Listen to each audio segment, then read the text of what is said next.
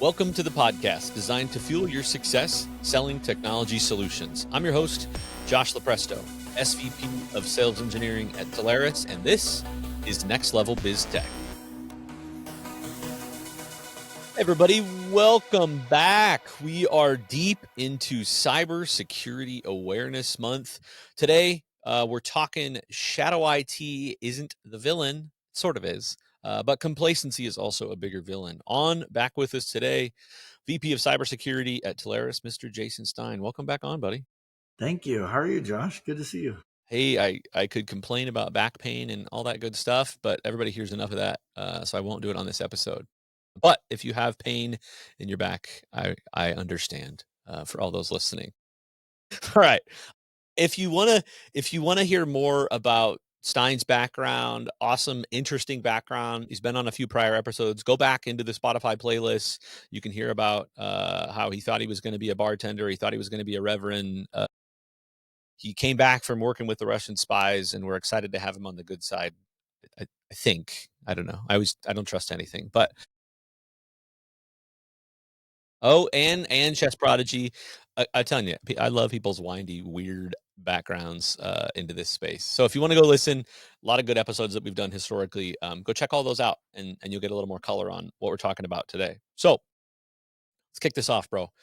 So it's Cybersecurity Awareness Month. We talk a lot about phishing and shadow IT, but the theme today is it's about complacency. So why is complacency? Not that those things aren't villains, but why complacency? Why is this such a thing?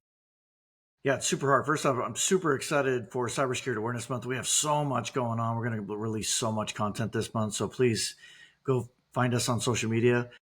The flip side of that is being complacent. You know, a lot of organizations and people within organizations tend to just be too busy. They're running around trying to react to different things. They have their priorities that they want to accomplish for the year, but in all, we just don't have the bandwidth. We're always having something else come up that fills our calendar, fills our schedules, fills our priorities, and complacency ends up, being the biggest thing that drives cybersecurity breaches. And is that? I mean, we'll get into it a little bit, but is that? I guess maybe let's think about an example here. Let's get into a story. Um, give me an example. We see a lot of these things. We hear a lot of crazy stories. We're in a lot of deals, conversations, data. But maybe walk me through something where it wasn't the rogue app per se. Where did complacency really show its ugly face? So it was interesting. I was actually presenting at a lunch and learn, and this whole team was there. And back before Amazon, really cornered the market, there was a company that sold a lot of different technologies from a hardware standpoint and whatnot. And so I was talking to the CIO, and I said, "How are you doing with cybersecurity? What are you doing to better your organization?" And he said verbatim, "I don't want to know what I don't know because then I have to do something about it." And I was like, "What?" I was like, "First Yeah, off, that's an interesting you philosophy." just said it out loud. It was absolutely crazy to see. Then what happened? He ended up getting breached because he didn't put the security measures in place. He became the biggest target ever. And I thought that is just karma right there at its finest. You know, it's funny, but it's also sad, and it's also this kind of thematic of imposter syndrome amongst the end customer base. And I think we get into these conversations, and we think, oh my gosh, we're going to be talking to a director of cybersecurity or whatever person. Surely they're going to have it all figured out. And I think the reality is there's that little voice in the back of their head that says, dude, something's wrong here. This Cisco ASA is like 18.3 years out of date. You should probably pay attention to that instead of taking a lunch break early today, or maybe stay till 5:30 and take a peek at it. But I mean, but how many times have we heard that over and over again? Um, like, I don't want to pull my head out of the sand, but sadly, your boss and the company's data want you to pull your head out of the sand. But we hear it over and over again, right? We have so many IT decision makers that have been in their role for so long, and the technology's changed. You can't just think that AI is just going to fix everything and you're just going to dabble and prioritize that to help solve your problems and fix your organizations. A lot of their IT staffs have been together for a long time. But if you have an older team, they're not used to embracing some of the new tech that's out there, and they fall into these bad habits that they end up developing, and then they don't know how to hold employees accountable. And then you still have C-level that have been around for many, many years, sometimes decades. They just don't, they weren't around when cybersecurity awareness training was a thing, and they don't want to do it because they have other priorities, or they're going to go play golf, and that's the way that they do business. And it just doesn't work anymore. You have to have security experts on your staff that prioritize all the things that need to be prioritized, or you're going to probably be breached. Okay, so this theme of complacency, and you think about imposter syndrome amongst the IT security crowd, and the things that we make assumptions on but we don't want to say out loud. Sounds like that guy did. How, if I'm an advisor though, and I'm trying to step deeper into security, I'm trying to get my customers to consider me as, hey, I can help you with security now. How do I take this theme that I know, hey, some customers are complacent. Like, how do I take that and turn that into a conversation starter to just open the door on somebody that I haven't cracked in yet with security? Yeah, it's a good question. I think that really sitting down with customers and asking them what are they prioritizing this year? How is their staff able to do a good job of making sure that they're putting security as a priority? And then how does security play a role in some of these decisions? The problem is we're all super busy. Attackers are getting better and better. And so we need to make sure that we're understanding that the attackers are targeting the smart people in our organizations. They're going after the ones who post all over social media. And so we have to ask them, how do you protect against your C-level who don't prioritize cyber? How do we do a good job of sitting down and making sure that you're covered in all the ways that you don't know you're not covered? So one of the great things is utilizing the engineers and the architects that we have, because they'll sit down and they'll whiteboard an environment and show where there's gaps, show where an organization hasn't thought about all the different security measures that they're unaware of, because we do it every day. But the flip side is either the TA becomes complacent or the company becomes complacent.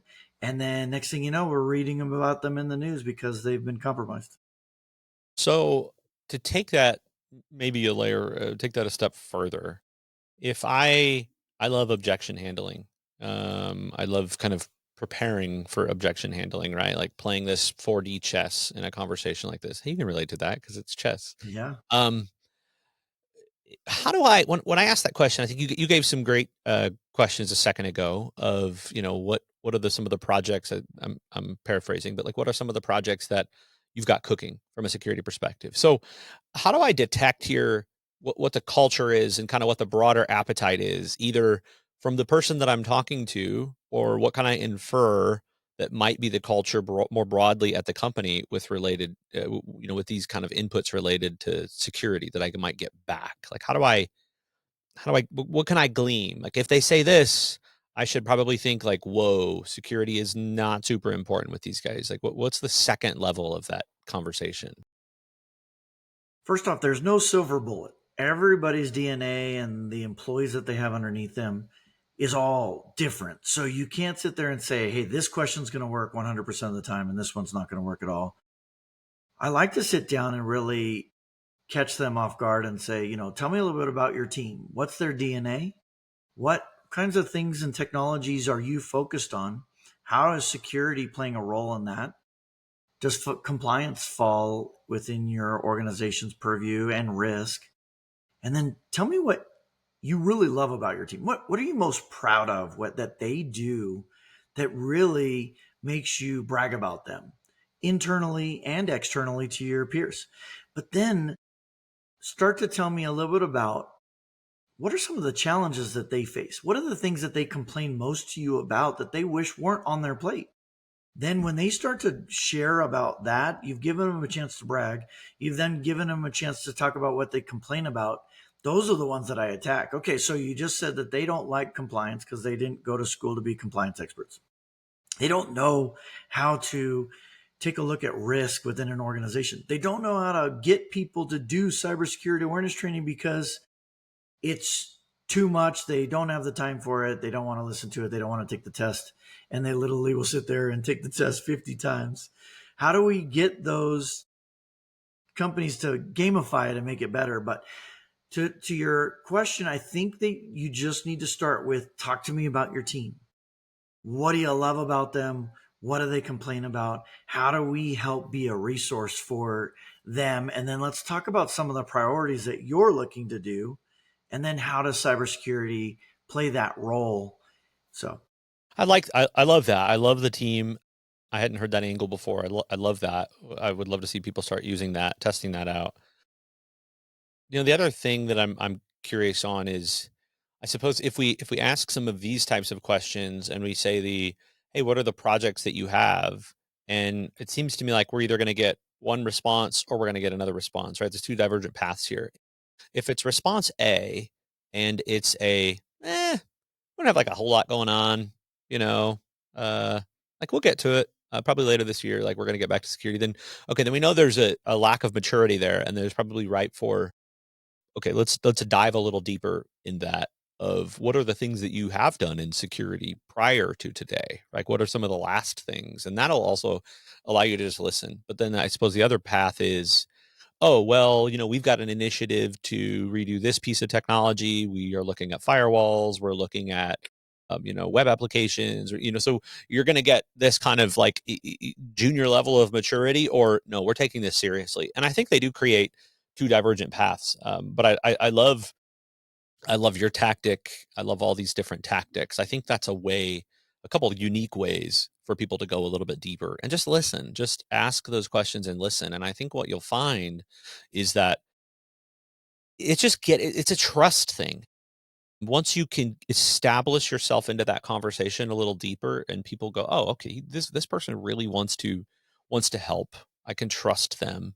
And people just will get much more open to share whatever the auditorium for that sharing is.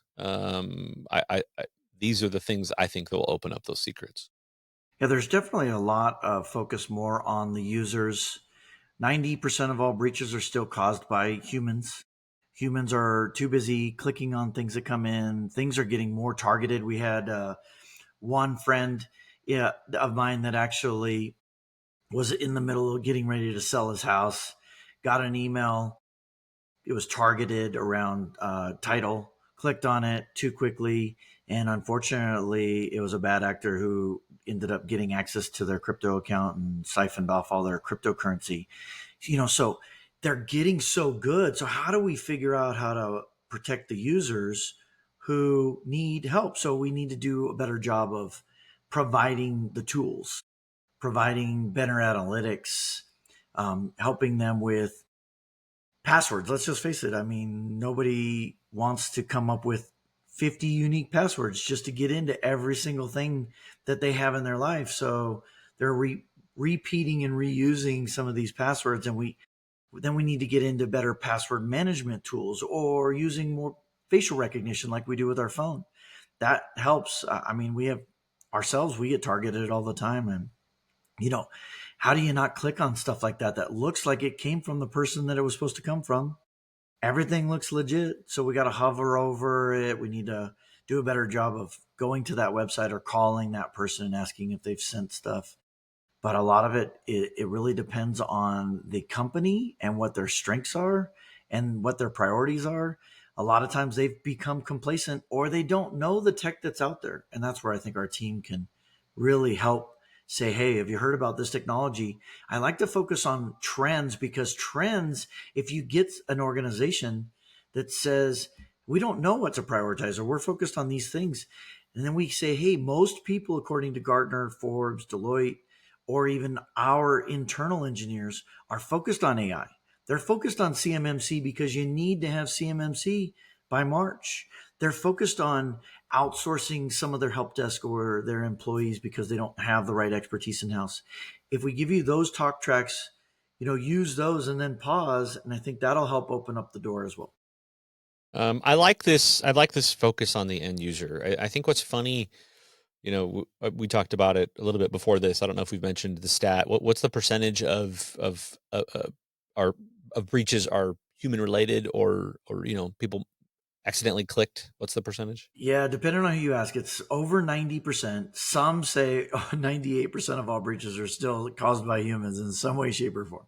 Yeah. So if we play to that theme a little bit here, I mean, look, we keep trying. We keep trying to improve, and the bad guys want to try to improve faster. So we say, okay, MFA is great. We've moved to MFA. So then what happens? We get these fake MFA prompts now, right? Whatever MFA tooling you're using, now we've got to be on the lookout, and we've got to educate our people to look out for fake MFA stuff. We think about some of the things that are happening. I get these all the time, and I know everybody else does too. Hey, I'm such and such looking to buy a home. Is this, and my address is right? Maybe I am, maybe I'm not considering selling. Is this home still for sale? I think we've graduated, or not always, but we're somewhat graduated from a bad guy perspective to better grammar in text. I've always said, if these guys get a little better on grammar, their hit rate is going to go up. And look, I do a lot of marking and read as junk, and I do a lot of reporting, and I hope some dude sitting in a corner in a basement with a stapler going, all right, we're going to blacklist that one. But they are getting better. And I think it's not just what's fascinating to know here is it's not just the texts with links in them with horribly worded FedEx links that are like, duh, that's bad. That's not real. But it's the fact to know that this isn't about somebody trying to buy my house. This is about a pool of a mass pool of people sending out texts to warm up numbers to be used for something else. Like, this is the attack before the attack. So these guys are an inception level thinking forward about what these numbers are going to be used for next. So somebody simplistically replying, no, cool, your numbers warmed up. You just fell into a trench that will be incubated and used again later, right? So all this to be said, these are things that happen to all of us on a personal level, and us personally are part of a business in some capacity. And so are all the end users and employees of the businesses that our partners are looking to help. And what's one of the cheapest security solutions that we can sell? Arguably the most beneficial: security and awareness training, right? So um, it's my boss tells me that, hey, you have sales in your title, so those numbers need to keep going up and to the right. Security and awareness trainings, what we want on those reports is to see the users of clicks every month go down and down and down across the organization, right? Those are the acceptable down into the right trends. And so I love continuing to hear focus on the user, and maybe it just comes back to one question of, are you doing anything? What are you doing to help your users get better? So I love that. So it's interesting because Graham Scott and I have been doing a lot of events together, and so we're focused on the network, but then we're focused on mobility, and then we're focused on Internet of Things and OT, all the hardware devices that are out there, like an MRI machine and stuff. So we're doing some statistics, and 85% of all websites now are created to go target after mobile users with some kind of vulnerability or exploit that's in them. Then, if you look at IoT and OT, do you know 1 out of every 3 breaches is caused from an IoT device, which is crazy. So, all the devices hitting your network that you don't know about. OT, like an MRI machine, you have the fire suppression systems. It's all these hardwares now that are able to be compromised. And then also from a mobility standpoint, most applications, I think it's over 75% of applications have some kind of vulnerability already embedded in them, even the enterprise ones. So all the apps that we're using can take us down, and it wasn't our fault. All we were doing was downloading an application that we've heard about over and over and over. So to your point, security awareness training makes us aware of all those things we should be thinking on, not just email security anymore. It's the text message. So whenever I get those text messages from someone random, hey, I miss you. It's been a long time. I always send back, who dis, new phone, lost Yeah. the number. Yeah. Yeah. They're getting better. Everybody's getting one step ahead. We've just got to help the businesses be 2 steps ahead, 3 steps ahead. And I think this, amongst the other things that we've talked about already, I love these as kind of just simple things that people can do to help. This is about your attack surface, your data, and your core. Your crown jewels are at the center of that. We've always talked. This is resiliency. This is a layered approach. And what's the biggest? If the boat is sinking or if the boat has leaks, how do we patch the leaks the easiest? Let's clean up that attack surface. And your people present so many holes in your attack surface, right? So much data could be getting exfiltrated unintentionally. Just pure people don't. Most people don't have negative intent, right? There's a lot of positive intent, and they just don't know. And so everybody wants to. Bad guys want to take advantage of that. So let's help the attack surface. Let's address what people are doing with their end users, and let's just play that into the broader strategy of some of the great things that I think you mentioned earlier. So good talk track. Um, think about let's think about for a second. Let's think of the future here. If we think of the future, and we talked about on the previous episode, Sumer and I, we talked a lot about quantum and what's coming and what new problems that's going to present that we want to get ahead of, right, from an encryption perspective and all those things. So let's think for a second about AI, right? We know that the bad guys are using the tools that we're using, and they're using them before us, and they're using them at bigger scale and more exponential. So where does complacency creep in with AI and maybe some of these next gen threats? How do we need to be thinking about that as we're talking to prospects? So interesting story.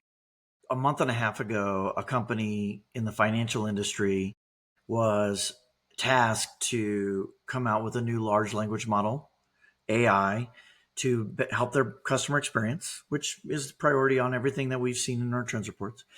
And so they had these deadlines to hit, 1,500 employees. They had a decent team. They went in and they cut some corners with some authentication tokens. They ended up actually compromising their organization without knowing about it. Bad actor saw it, used an exploit to get into their authentication token, which was connected to their CRM. So now these bad actors created a user account and then created their own token, got themselves in and started siphoning off all the data for the customers, for the company. They had all of this data, and they were using it to their advantage. Turns out 2.5 months go by and AI doesn't find it. An auditor found it. Usually we're going to be combating AI with AI, but in this case, an auditor said, why do we have all these new accounts being set up, and why do they have access to the level that they do? Why can they see everything? Ended up absolutely costing this organization a ton money, resources. They let a bunch of their team go, and it's because you think that AI is going to better your organization, and most of the time it will. But if you're not following the right steps, the right framework, the right roadmap, you need that help in order to implement those things. And that's where our team can come in. Still, only 12% of organizations are following a framework or a roadmap today. It's like trying to take apart a car engine and building it yourself, or trying to build a computer from scratch with just a bunch of parts. If you don't have an instruction manual, you're going to probably have something that doesn't work properly or has vulnerabilities or is going to shut down. And that to me is a story that we see repeated all the time. Everyone wants to implement AI. They don't have the resources. They have timelines and things that they need to meet. And so they just rush it at the company's detriment. Yeah. No, it's a good point, and this is just a simple thing. Obviously, there's a much bigger picture here, but I mean, when employees are going and grabbing GPT-5, if they don't at a personal account, if they don't check that setting that basically says, no, I don't want to improve the model. It's worded kind of funny, where a lot of people don't even catch it. Where what's really being said is everything that you are saying and sending in is going to, one, help us learn more about you, but also going to feed the mother, to feed the core foundational model. So, A, um, don't forget to check that box, or uncheck that box in that case. But B, this is a broader message for the organizations to go, wow, what it really is back to the people again. It's the people clicking on stuff that they don't know the full extent of what it is. They're just like, ooh, this is shiny and fun. I want to play here, which is great. Like people should be inquisitive. They should want to learn. They should play, but we also have to play within reins, right? And understand risk. Everything is a risk. What risk are we willing to accept, and what are we not willing to accept? And so, exactly to that point, to me, that's the next rush. If I'm the bad guys, that's the next rush. Chasing after people that are trying to do some sort of subpar implementation, whether it's tokens, whether it's this, whether it's data cleanliness and readiness or whatever, right?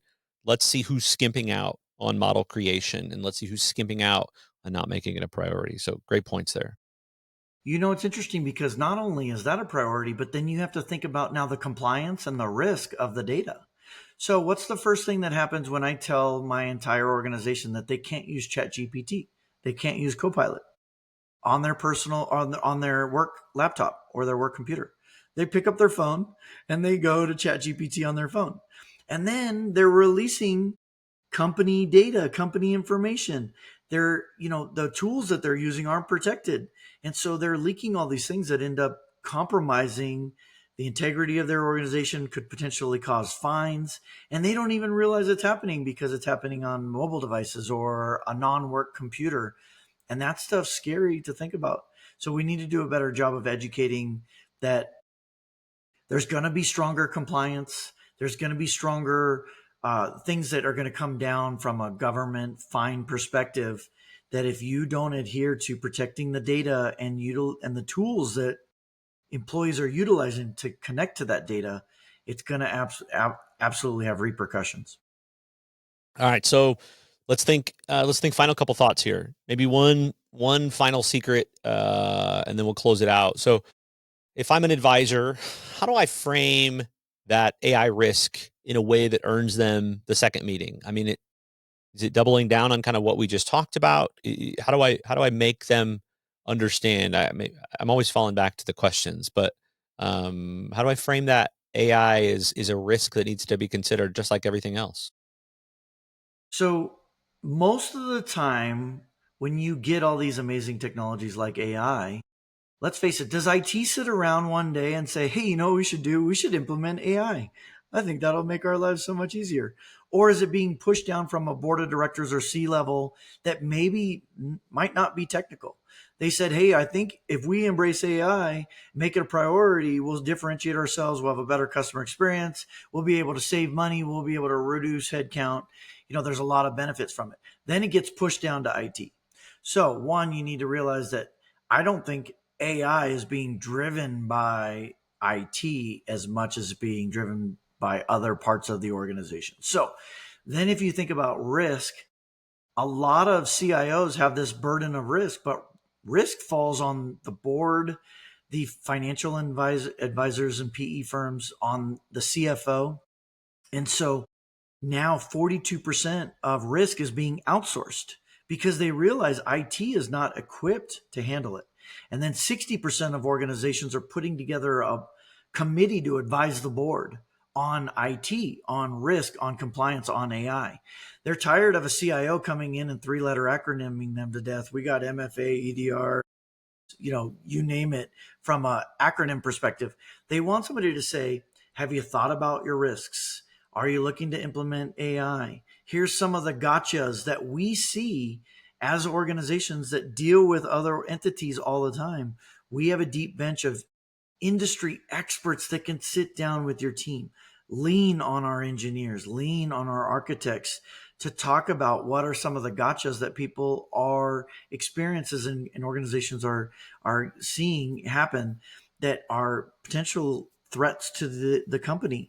And then let us help you put together that roadmap, that framework, so that you do implement things in a good capacity. I love it.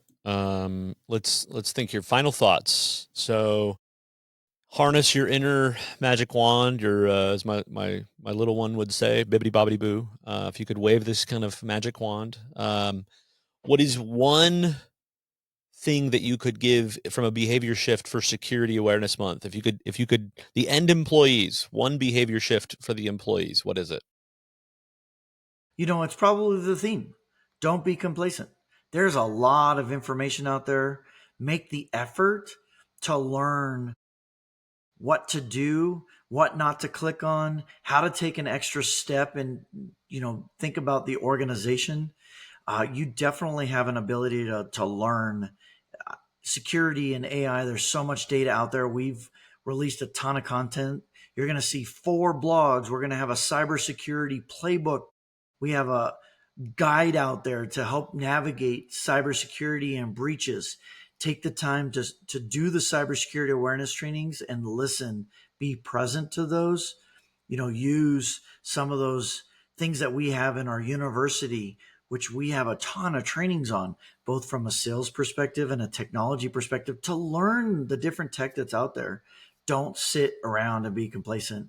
It'll absolutely watch everybody else pass you by. I love it. All right. Good stuff. Lots of good pro tips. Here we are, deep into Cybersecurity Awareness Month. Mr. Stein, thanks for coming back on, buddy. Thanks for having me. Appreciate you as always. Awesome. All right, everybody, that wraps us up for today. This has been Shadow IT Isn't the Villain, Complacency Is. Just be sure wherever you're listening to, Spotify, Apple Music, wherever you're coming to us from, subscribe so you get these every Wednesday when they come out. I'm your host, Josh Lupresto, Jason Stein, VP of Cybersecurity at Telarus. Until next time. Next Level BizTech has been a production of Telarus Studio 19. Please visit Telarus.com for more information.